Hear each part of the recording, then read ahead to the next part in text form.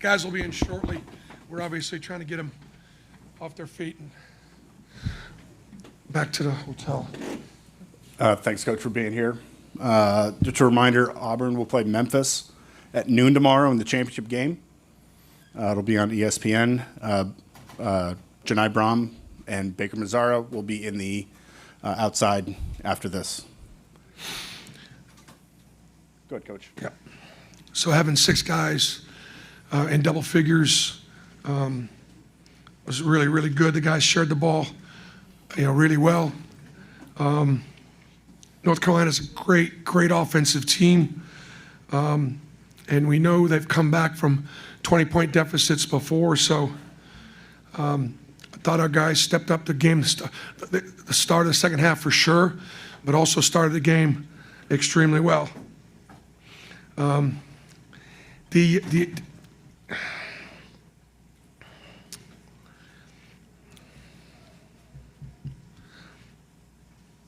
That's all. Any questions for Coach? Matt. Bruce, we got to start on Janai. I mean, yesterday he plays a career or Auburn best 36 minutes, and he comes back. And I know North Carolina doesn't have the biggest front line in the country, but it's 23-19 in a high leverage game with a chance to play for a Maui title. Can you just speak to his continual growth with every passing game as he develops into arguably the best big in the country? Well, he just, I think you got to remember where Janai Broom came from. And that just doesn't get talked enough about. He's a 3-star out of Tampa Catholic. He's not fast enough. He's not quick enough. He's not good enough. He doesn't make the top AAU teams in Florida. He's a low major, mid-major kid. And all he's ever done his entire career is prove people wrong. Not an NBA player because he's not an NBA athlete. All he does is score, and all he does is defend, and all he does is win. He's an old school player that has developed always an inside game, and he's developed a perimeter game. He's an outstanding passer. He's an outstanding ball handler.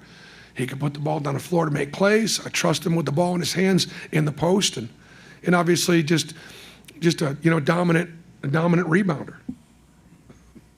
And as far as just play calling for him, we got a guy we can throw the ball to, and he can score down there, forces double teams and things like that. It's like having a guy like R.J. Davis who can just go get a bucket whenever he wants to off the perimeter. I'll tell you what, Denver Jones is one of the best defensive guards in college basketball. He is one of the reasons why our team has won the games that we have won. Nobody talks about it, nobody writes about it. I don't know how many times he scored. I don't know how many times R.J. Davis scored on him, but not many. And I think the other guards, I thought Miles Kelly, this was the best he's played in a big game for us. I thought he really guarded, well, didn't turn the ball over, shot it really well.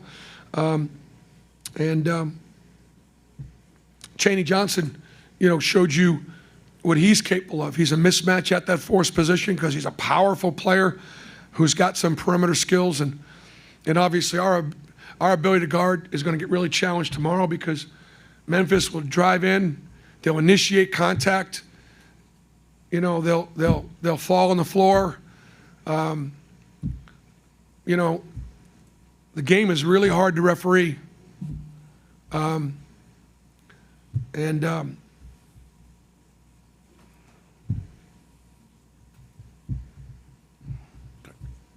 Bruce, right here.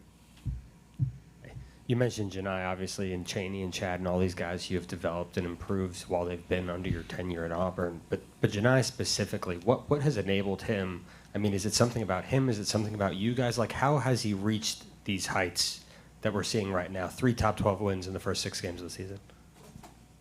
I think a combination of things. He worked really hard in the offseason.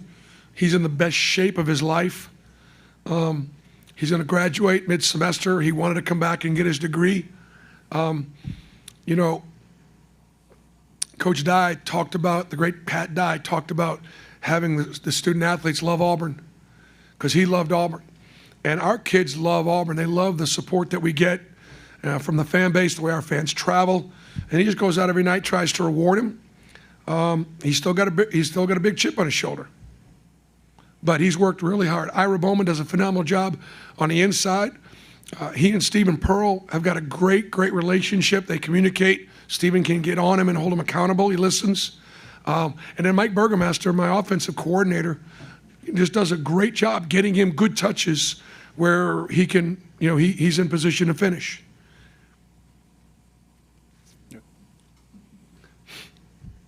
Good.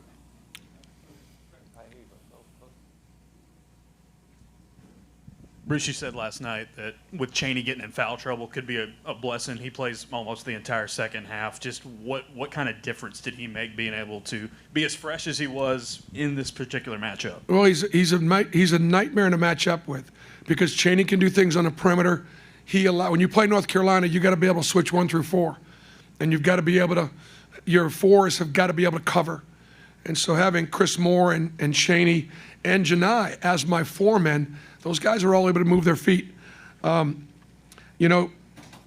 Cardwell had a tremendous number of vertical plays, and they're just driving into him. He's allowed to maintain his position and defend his position and wall up. And I don't care how much people drive into you, you're allowed your space. It's like dirty dancing. This is my space, this is your space. And I thought we were awfully vertical tonight. Good. Coach, something you've emphasized all season is being able to play without fouling. That your team struggled with that at times today. How does being able to win through that speak to your depth, and how do you prepare for such a physical Memphis defense tomorrow? Well, I thought, like, for example, and look, our perimeter defenders are all going to be challenged. Memphis is a very tough cover. They got 3 guards that are really hard to stay in front of. They all make great one-on-one plays. They can all make tough 2s and 3s, and they all shoot a lot of free throws. So we're going to have to stay down, and we're going to have to stay up, and we're going to have to, again, continue to try to guard with verticality. And when they drive into contact, we hope that we are able to maintain our position on the floor. But they've got 3 pretty good inside guys. They're really athletic. And they played a very tough schedule, like us. In other words, they had North Carolina played them in the preseason, and and Penny always plays a tough schedule. So, and he's got a lot of guys transferred from a lot of big time places. You got them playing, just playing great basketball. Coach, what do you like about some areas that you feel like you may be able to exploit advantage-wise for you guys tomorrow? Honestly, I don't know yet. We've truly taken them one game at a time. I haven't looked at Memphis. I watched them a little today against Michigan State. But like what every team's going to do, we're going to do what we do. They're going to do what they do, and obviously fatigue will be a factor. What time is it now? It's 9:00. What time did Memphis get done playing today? 12:40. So we're trying to get our guys back off their feet as quickly as we possibly can. Bruce, right here. You mentioned, obviously, you guys came out of halftime. They went on a 15-2 run late in the first half. You guys responded, going at 8, and then just stomped on their necks coming out of halftime. What was the message at that point, and how did North Carolina didn't get it back within 10 after that? I think when you look, coaches can help win games. Players win championships. They're holding each other accountable.